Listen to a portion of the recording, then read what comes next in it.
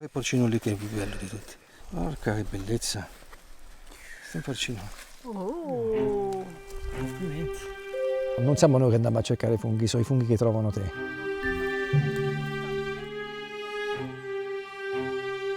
Oggi è una giornata in montagna per imparare a cercare funghi porcini. Sicuramente ci vuole esperienza, che è la cosa più importante, la passione e non avere aspettative. Penso che sia proprio la lunghezza d'onda con il bosco che faccia trovare i funghi più che non il resto. Non c'è molto di razionale dietro, è una parte che è esperienziale e che deriva sicuramente dalla nostra genetica ancestrale. Per cercare funghi serve una certa forma fisica, perché ci sono da fare salite e discese anche abbastanza pericolose, e poi serve di allenare la vista. Si va con gli occhi, quelli che sono giusti si prendono, quelli che non sono giusti resteranno lì, dopo 2 giorni magari li ritrovi te, e se non li trovi te li troverà qualcuno più povero di te. I funghi normalmente si cercano guardando dal basso verso l'alto e non il contrario. Poi se sei bravo riesci a vederli anche verso la pendenza, ma normalmente è più semplice, molto più semplice guardare dal basso verso l'alto. Io sono fedele all'idea che il buon fungaiolo non usa il bastone, lo usa semplicemente per non cadere o per appoggiarsi mentre cammina. Il bastone nel bosco non serve a niente, perché i funghi prima di tutto si vedono senza rimuovere la foglia. Secondo, se non le vedi, è bene che non le vedi, perché significa che sono talmente piccoli che non c'è bisogno di usare un bastone per cercarli. Villaria mellea, o anche detto chiodino. È una mazza di tamburo, è un frutto fantastico che si può commestibile logicamente, e è già parecchio grande, quindi un pochino di qualità l'ha persa. Questo è un Badius, è commestibile ma non è un porcino. Abbiamo fatto pochi metri, abbiamo incontrato tantissimi funghi, ma noi stiamo cercando i porcini. Il momento in cui lo vedi, vai per toglierlo, è un momento che scatena un sacco di energia, un sacco di adrenalina.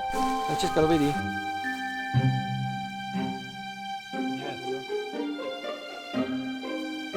No, non è buona.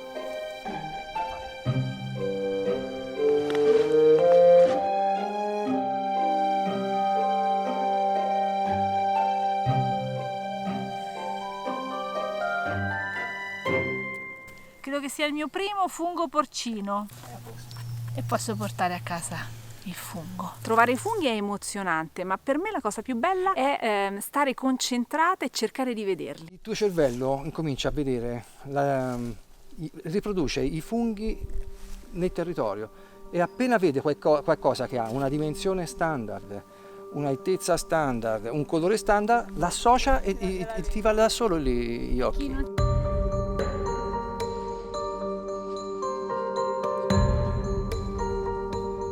Qui abbiamo qualcosa di molto interessante. Guardate che bello. Dalla terra. È anche bello.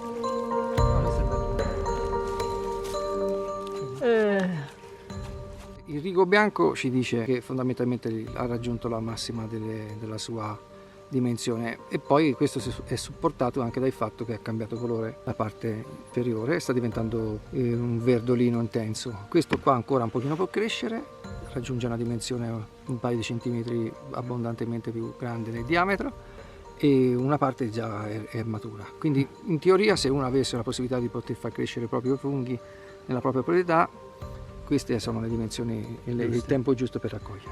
I funghi vogliono un clima caldo-umido, quindi è difficile trovare funghi in piena estate, almeno in condizioni particolari, però abituiamoci con i cambiamenti climatici in corso, ci sta che verranno stravolte anche, non in tutto, ma in parte, le condizioni classiche.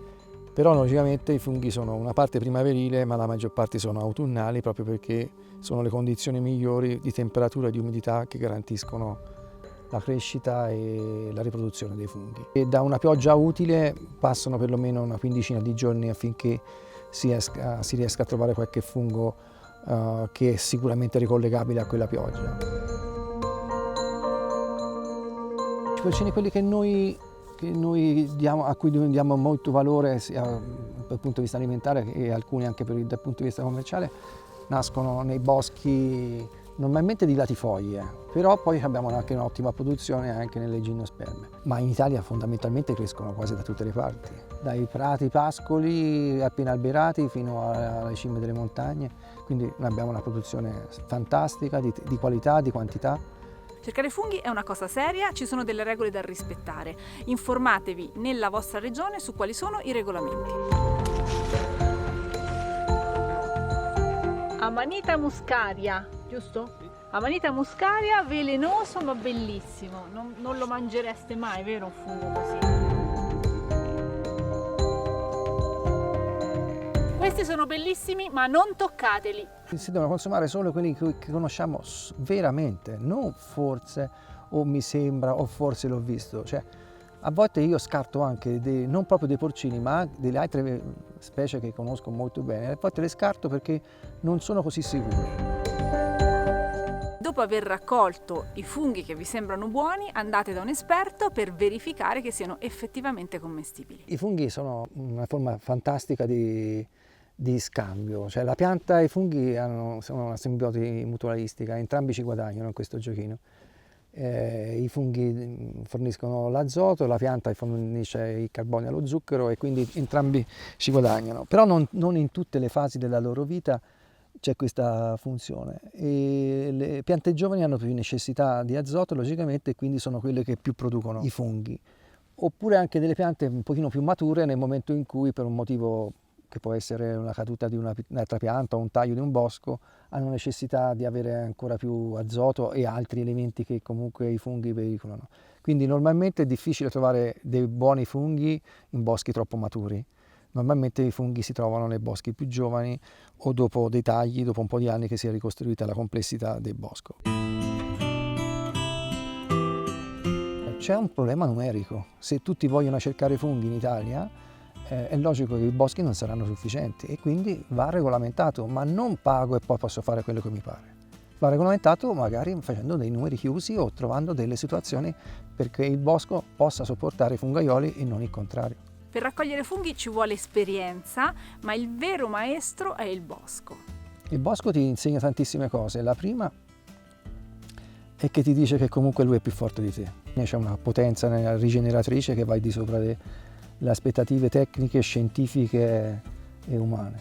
Ti regala tanto senza pretendere niente e penso che sia la cosa più importante che mi ha mai insegnato. Andate nei boschi, imparate a rispettarli e se vi è piaciuto il video iscrivetevi anche al canale.